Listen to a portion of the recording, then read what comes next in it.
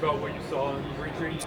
Yeah, well, I think Mark probably best to answer all this. I think, coming into the day, part of the talk this morning was moving back, a different a selection of players they had targeted. They felt we could move back, gain some value, and still be able to be in the range to get the player they wanted. And as it turned out with Liam, that's what they got.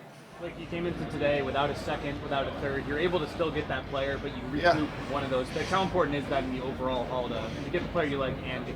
Yeah, I think that was Mark's plan. Like I said, probably 4 or 5 days out. When he started to finalize his list, and then understanding some of the teams around us that may have the ability to move or would want to move, and those discussions took place. And as it worked, that's how it played out here today.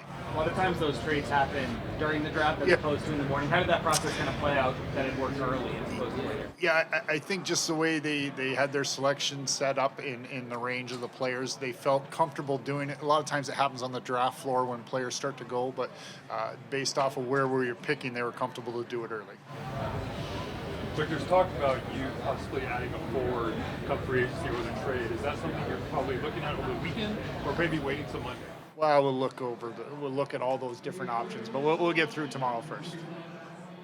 Talk about you made the swap of getting Kyle Burrows and trading Carl, obviously. Can you talk a little bit about that and obviously what Kyle can bring to you because he has some term on his deal. Yeah, he's got an extra year there. The physicality and the compete level, but the depth on the D.